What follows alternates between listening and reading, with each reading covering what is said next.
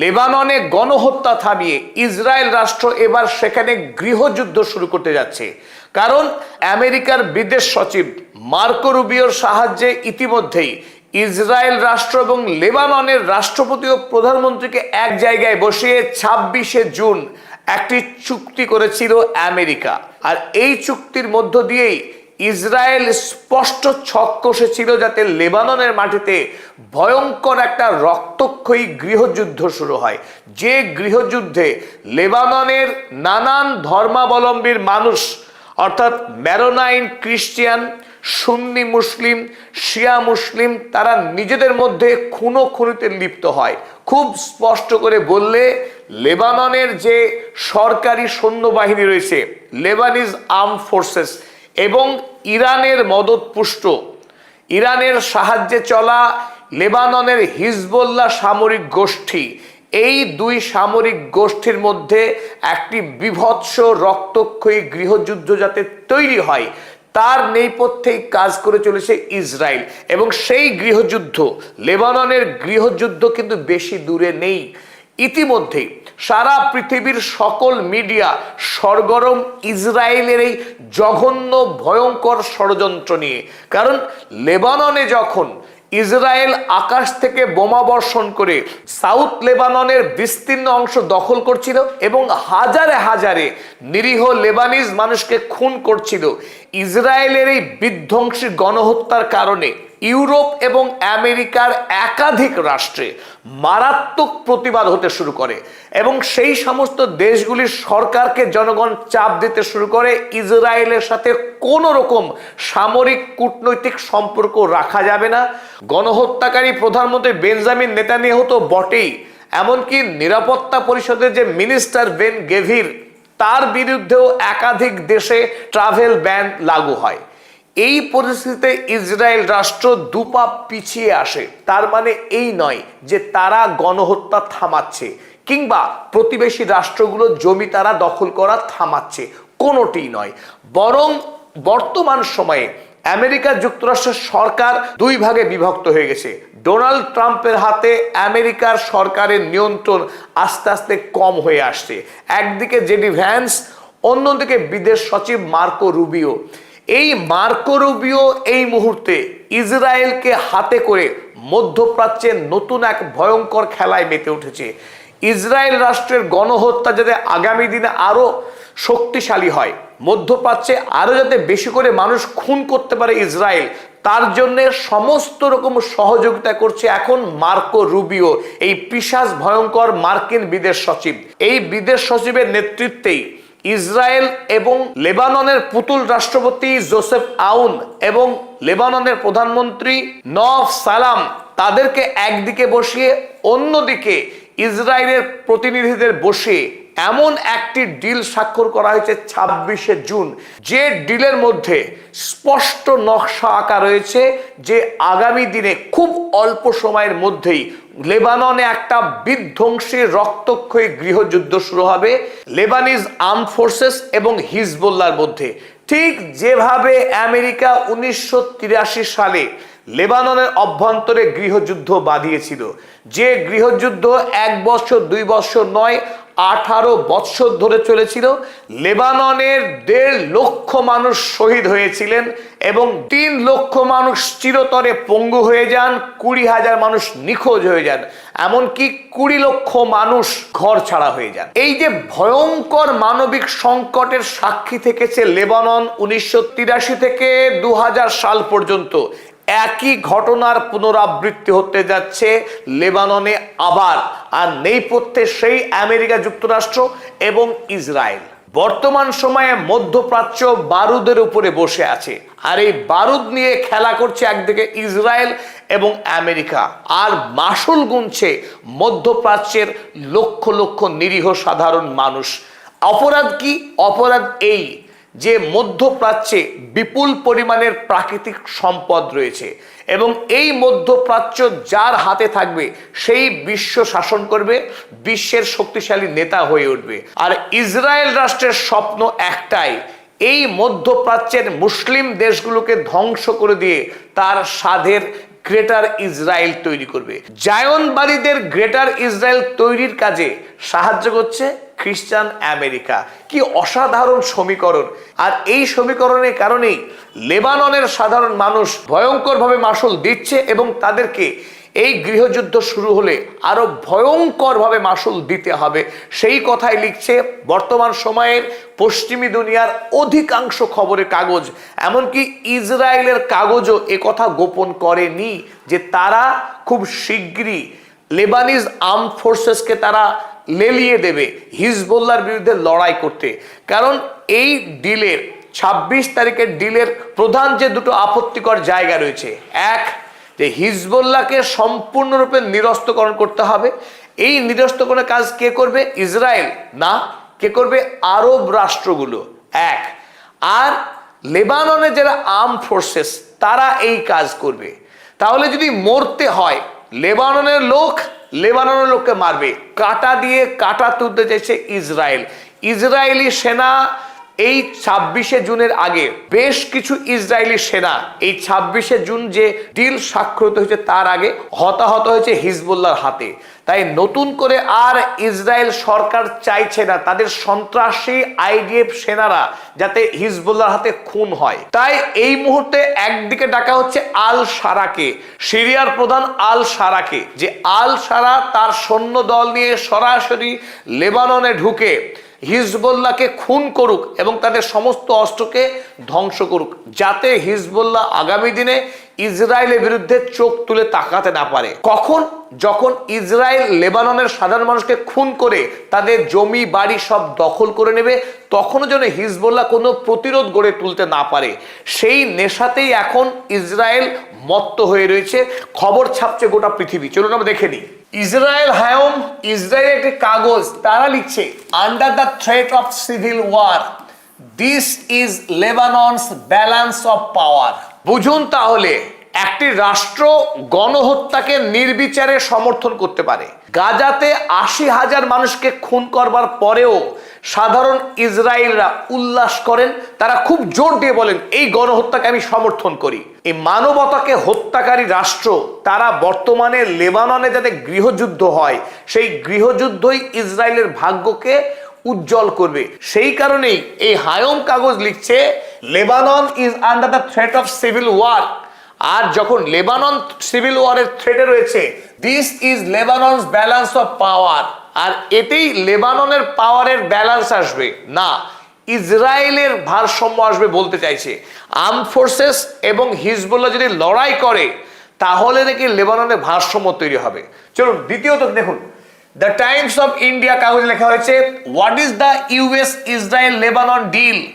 আসলে ইসরায়েল এবং লেবাননের মধ্যে যে চুক্তি হয়েছে আমেরিকার মধ্যস্থতায়, সেই চুক্তির অর্থটা কি? এখানে স্পষ্ট বলা হচ্ছে, Hezbollah wants of civil war over disarmament of non state armed groups.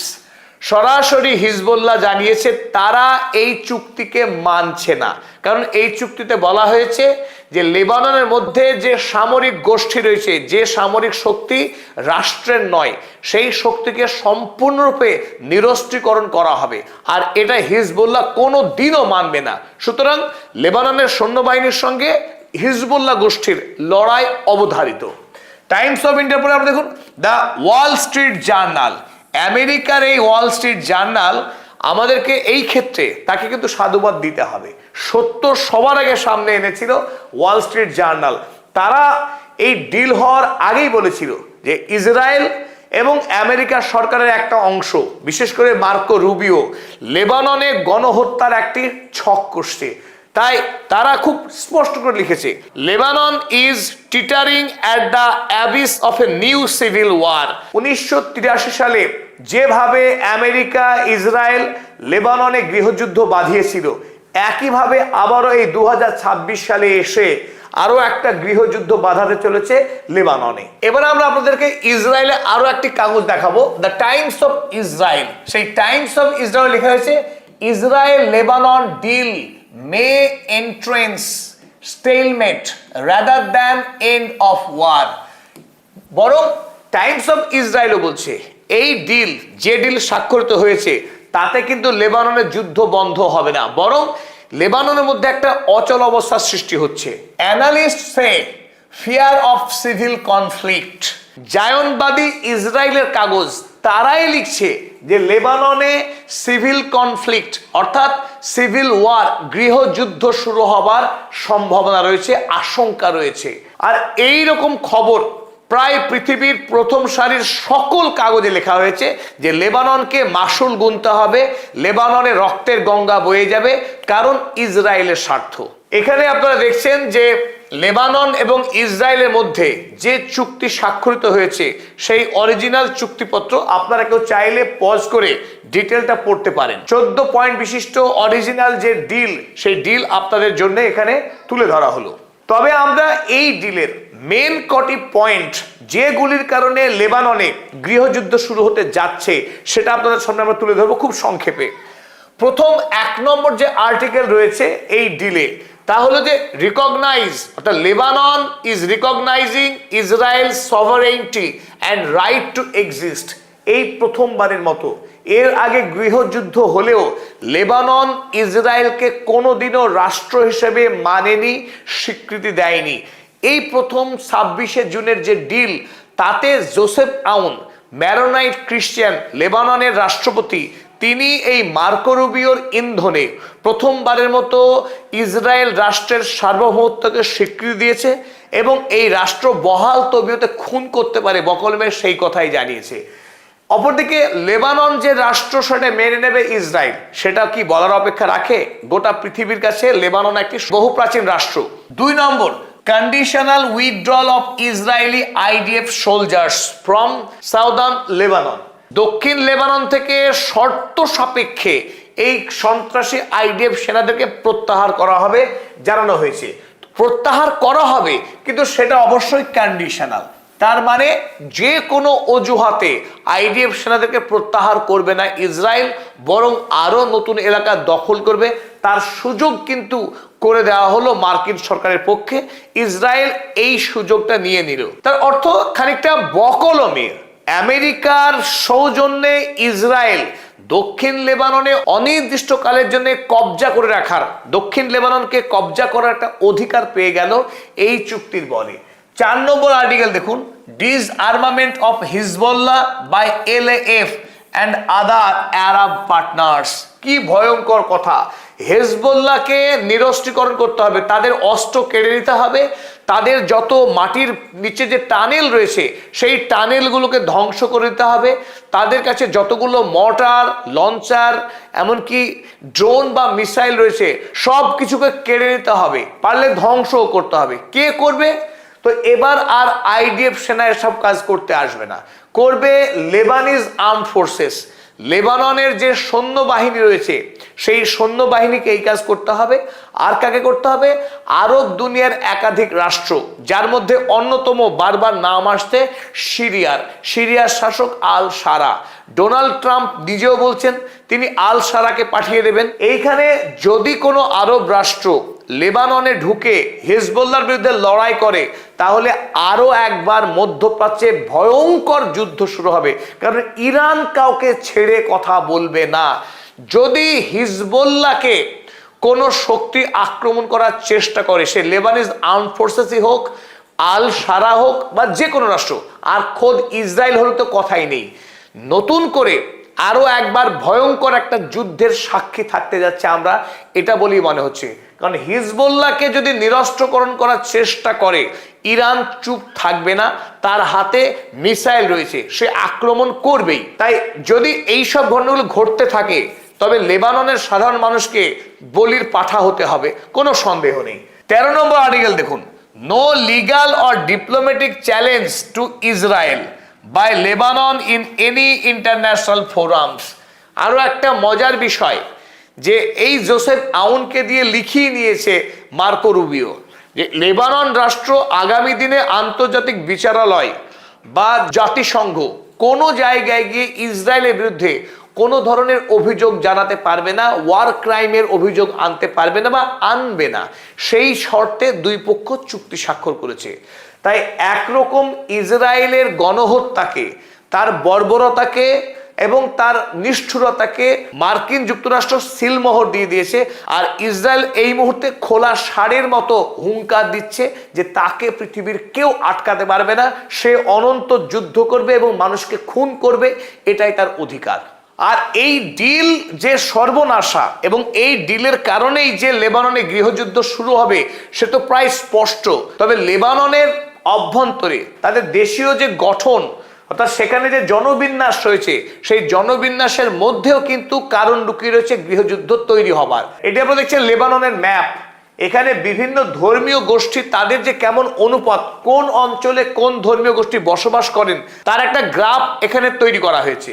লেবাননের মাঝখানে যে লাল রঙের আপনারা বলয় দেখছেন, এই অঞ্চলগুলোতে বসবাস করে ম্যারোনাইট ক্যাথলিক গোষ্ঠীর মানুষ। এই ম্যারোনাইট ক্যাথলিক গোষ্ঠী থেকেই লেবাননের রাষ্ট্রপতি জোসেফ আউন তিনি নির্বাচিত হয়েছেন। যদিও বর্তমানে অধিকাংশ ম্যারোনাইট ক্যাথলিক গোষ্ঠীর মানুষ আমেরিকায় বসবাস করেন বা তাদের দ্বৈত নাগরিকত্ব রয়েছে, খুব অল্প সংখ্যক মানুষ বর্তমানে লেবাননে বসবাস করেন। তারপর আপনারা দেখছেন যে খ্রিস্টান ধর্মাবলম্বীর আরো কিছু গ্রুপ রয়েছেন বিভিন্ন এলাকাতে লেবাননের, যাদের হলুদ রং দিয়ে যাদেরকে চিহ্নিত করা হয়েছে। আর এই ম্যাপের মধ্যে দেখছি যেখানে ব্লু কালার রয়েছে, এই ব্লু কালার যে এরিয়াগুলো রয়েছে বিচ্ছিন্ন বিচ্ছিন্ন ভাবে, এই অঞ্চলগুলিতে সুন্নি মুসলমানরা বসবাস করেন। আর ম্যাপের যে সমস্ত অঞ্চলগুলো গাঢ় সবুজ রঙের, এই এলাকাগুলোতে বাস করেন শিয়া মুসলিম সম্প্রদায়ের মানুষজন। অর্থাৎ গোটা দেশে বিভিন্ন অঞ্চলে ছড়িয়ে রয়েছেন শিয়া, সুন্নি মুসলিম এবং খ্রিস্টান ধর্মের বিভিন্ন সম্প্রদায়ের মানুষ। ফলে খুব সহজেই আমেরিকা এবং ইসরায়েল যেটা চাইছেন, এই বিভিন্ন ধর্মীয় গোষ্ঠীর মানুষদের মধ্যে ভুল বোঝাবুঝি তৈরি করে দিয়ে নিজেদের সঙ্গে নিজেদের লড়াই করতে শুরু করে। তাই এই গোটা দেশ জুড়ে এই খ্রিস্টান এবং মুসলিমরা যদি নিজেদের মধ্যে লড়তে শুরু করে, তাহলে খুব অল্প সময়ের মধ্যেই বিপুল অঙ্কে লেবানিজ মানুষ খুন হবেন এবং এই খুন করা ইসরায়েলের জন্য কিন্তু অত্যন্ত সহজ একটা কাজ হবে। আবার এই গণহত্যাতে ইসরায়েলের নাম সরাসরি জড়াবে না এবং তাদেরকে বিদেশে গিয়ে কৈফিয়ত দিতে হবে না যে তারা লেবাননের মানুষ খুন করছে। অনায়াসেই তারা দেখাতে পারবেন যে তারা যদি নিজেরা লড়াই করে মরে তাতে ইসরায়েলের কি বা করার আছে। চলুন এবার আমরা দেখে নিই লেবাননের বর্তমানে কত শতাংশ মানুষ আমেরিকার তত্ত্বাবধানে যে ডিল হলো লেবানন সরকারের সঙ্গে ইসরায়েলের, সেই ডিল কত শতাংশ মানুষ সমর্থন করছেন এবং তাদের ধর্মীয় পরিচয় নিরিখে আমরা আপনাদের সামনে তুলে ধরার চেষ্টা করব কত শতাংশ মানুষ এই ডিলটাকে সমর্থন করছেন। তবে আপনাদের এই ফাঁকে আমরা জানিয়ে রাখি যে লেবানন একটি অদ্ভুত দেশ, যে দেশে ধর্মীয় প্রতিনিধিত্বের নিরিখে লেবাননের সরকার তৈরি হয়। এই দেশে রাষ্ট্রপতি, প্রধানমন্ত্রী এবং পার্লামেন্টের স্পিকার একেবারে স্পষ্ট রয়েছেন। দেশের রাষ্ট্রপতি হবেন তিনি ম্যারোনাইট খ্রিস্টিয়ান, যিনি প্রধানমন্ত্রী হবেন তিনি সুন্নি মুসলিম হবেন এবং যিনি পার্লামেন্টের স্পিকার হবেন তিনি অবশ্যই শিয়া ধর্মাবলম্বীর মানুষ হবেন। এই অদ্ভুত প্যাটার্ন শুরু হয়েছিল 1990 সালে তাইপ এগ্রিমেন্টের মাধ্যমে, যা আজও বহাল রয়েছে। চলুন এবার আমরা দেখে নিই কোন ধর্মের কত শতাংশ মানুষ এই ডিলটাকে সমর্থন করছেন আর কারা প্রত্যাখ্যান করছেন। যারা এই ডিলকে সমর্থন করছেন এবং যারা করছেন না, তাদের মধ্যেই যুদ্ধ বাঁধার সম্ভাবনা অত্যন্ত প্রবল। প্রথমে আমরা দেখব খ্রিস্টান ধর্মাবলম্বী মানুষ। এই ম্যারোনাইট খ্রিস্টান যাদের প্রধান, 68% মানুষ এই চুক্তিটাকে সমর্থন করছেন। তবে এখানে একটি ইতিহাস রয়েছে। 1983 সাল থেকে 2000 সাল পর্যন্ত লেবাননে যে গৃহযুদ্ধ হয়েছিল, সেই গৃহযুদ্ধে এই ম্যারোনাইট খ্রিস্টান যারা, তারা বরাবর ইসরায়েলকে সমর্থন করেছিল। তাই সেটা নতুন কিছু নয়। আবারও দেখছি আমরা এই ম্যারোনাইট খ্রিস্টান তারা ইসরায়েলের হয়ে, আমেরিকার হয়ে তারা কাজ করছে। যদিও তারা লেবাননে বাস করে, কিন্তু মূলত তারা ইসরায়েল এবং আমেরিকার ভৃত্য। তবে খ্রিস্টানদের মধ্যে আবার 32% মানুষ তারা এই ডিলটাকে একেবারেই সমর্থন করছেন না, যাদের মধ্যে অন্যতম হচ্ছে দ্য লেবানিজ ফোর্সেস এবং ফ্রি প্যাট্রিয়টিক মুভমেন্ট, খ্রিস্টানদের মধ্যে তৈরি হওয়া দুটো রাজনৈতিক দল। অপরদিকে এর সমর্থন করছেন নিশ্চিতভাবেই রাষ্ট্রপতি জোসেফ আউন নিজে এবং একটি রাজনৈতিক দল দ্য কাতায়েব পার্টি এবং ম্যারোনাইট খ্রিস্টান।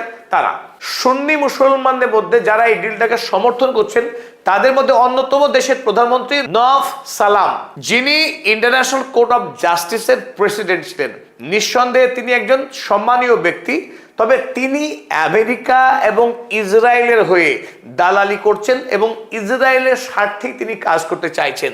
তো তিনি রয়েছেন এবং তার কিছু শরিক রয়েছে যারা এই চুক্তিকে সমর্থন করছেন। আর শতাংশের নিরিখে সুন্নি মুসলিমদের মধ্যে 52% মানুষ এই ডিলটাকে সমর্থন করছেন। স্বাভাবিকভাবে বড় একটা অংশের মানুষ, 48% মানুষ সুন্নি মুসলিমদের মধ্যে এই ডিলের বিরোধিতা করছেন। তার মধ্যে অনেকগুলো দল রয়েছে। এবং আমরা দেখবো এবার শিয়া মুসলিম যারা লেবাননের, তারা কি কেউ সমর্থন করছেন? না, শিয়া মুসলিমদের মধ্যে কেউ এই ডিলকে সমর্থন করছেন না, যাদের মধ্যে অন্যতম হলেন লেবাননের পার্লামেন্টের স্পিকার নবি বেরি। তিনি সহ সমস্ত শিয়া মুসলিমরা এই চুক্তিকে পত্রপাঠ ছিঁড়ে ফেলার জন্য এই মুহূর্তে রক্ত গরম করছে। তাই শিয়াদের সঙ্গে যারা এই ডিলকে সমর্থন করছেন তাদের মধ্যে যুদ্ধ বাঁধা সময়ের অপেক্ষা। তাই আমরা যে কথা বলছিলাম, 1983 সালে আমেরিকা এবং ইসরায়েল মিলে লেবাননে ঠিক যেভাবে গৃহযুদ্ধ বাঁধিয়েছিল, একইভাবে নতুন করে গৃহযুদ্ধ শুরু করার সমস্ত দাবার চাল চেলে দিয়েছেন। তবে 1983 সাল থেকে 2000 সাল পর্যন্ত লেবানিজ মানুষ যেভাবে প্রাণ দিয়েছিলেন, মাসুল গুনেছিলেন, এবারে কিন্তু সেটা হবে না। তবে কি এই গৃহযুদ্ধ শুরু হলে বিপুল পরিমাণে লেবাননের মানুষ খুন হবেন? আমরা বলছি না। তবে এই গৃহযুদ্ধ লেবাননের জন্য যে অত্যন্ত ভয়ঙ্কর হতে যাচ্ছে তাতে কোনো সন্দেহ নেই। কিন্তু এই গৃহযুদ্ধে ইসরায়েলের ধ্বংস অনিবার্য এই কারণেই এই মুহূর্তে ইরান পৃথিবীর অন্যতম শক্তিশালী রাষ্ট্র। হিজবুল্লাহকে আক্রমণ করে লেবাননের সাধারণ মানুষকে যদি গণহত্যা করে ইসরায়েল লেবানিজ আর্ম ফোর্সের দ্বারা, তবে ইরান কিন্তু হাত গুটিয়ে থাকবে না। ইরানও ভয়ঙ্করভাবে প্রত্যাঘাত করবে, এক হিজবুল্লাহর মাধ্যমে, দ্বিতীয়ত নিজেই সরাসরি জড়িয়ে যেতে পারে এই যুদ্ধে। তাই আগামী দিনে ইসরায়েল রাষ্ট্রের উপরেও ব্যাপকভাবে আক্রমণ শুরু করবে ইরান, অর্থাৎ গোটা মধ্যপ্রাচ্য জুড়ে একটা ভয়ঙ্কর যুদ্ধ বাঁধার সম্ভাবনা রয়েছে। এবং আল সারাকে যদি বাধ্য করে ডোনাল্ড ট্রাম্প এই যুদ্ধে জড়িয়ে যেতে, তাতে কিন্তু তুরস্কেরও জড়িয়ে যাওয়ার সম্ভাবনা রইল। কারণ তুরস্কের সঙ্গে সিরিয়ার স্বার্থ জড়িত আছে, কারণ সেখানে যে কুর্দিশ বাহিনী রয়েছে তারা অস্থির হয়ে উঠবে এবং এরদোয়ানের চেয়ার টলমল হয়ে যেতে পারে। তাই গোটা মধ্যপ্রাচ্যে একটা ভয়ঙ্কর রক্তক্ষয়ী যুদ্ধ বাঁধার সম্ভাবনা রয়েছে। তবে এই যুদ্ধে ইরান নির্ণায়ক শক্তি পালন করবে। এবং যে কথা আমরা বলছিলাম ইসলামিক জোটের কথা, সেই জোট যদি তৈরি হয়ে যায়, ইসরায়েলের ক্ষমতা খুব অল্প সময়ের মধ্যেই শেষ হবে মধ্যপ্রাচ্যে, আর সেদিকেই এগোচ্ছে। ইসরায়েল যত শক্তিশালী ষড়যন্ত্র করুক না কেন, সেই ষড়যন্ত্র আগামী দিনে খুব একটা ফলপ্রসূ হবে না, কার্যকর হবে না। কারণ আমেরিকার অভ্যন্তরেও জেডি ভ্যান্স শক্তিশালী হচ্ছেন এবং আমেরিকা ফার্স্ট পলিসি যারা প্রচার করছেন তাদের পিছনে মানুষ এসে ছাতার তলে জড়ো হচ্ছেন। তাই মার্কো রুবিওর মতো সন্ত্রাসী ভয়ঙ্কর চেতনার যারা মানুষ, তারা আগামী দিনে পরাস্ত হবেন। অন্তত ইরান সেই রাস্তায় পৃথিবীর জন্য তৈরি করছে। আর এরই সাথে আজকের এই ভিডিও আমরা শেষ করছি। প্রত্যেককে জানাই ধন্যবাদ, কৃতজ্ঞতা। যারা এখনো পর্যন্ত পদাতিক চ্যানেল সাবস্ক্রাইব করেননি তাদেরকে আরো একবার অনুরোধ করছি আমাদের চ্যানেলে সাবস্ক্রাইব করুন, সবার আগে ভিডিওর নোটিফিকেশন পেতে।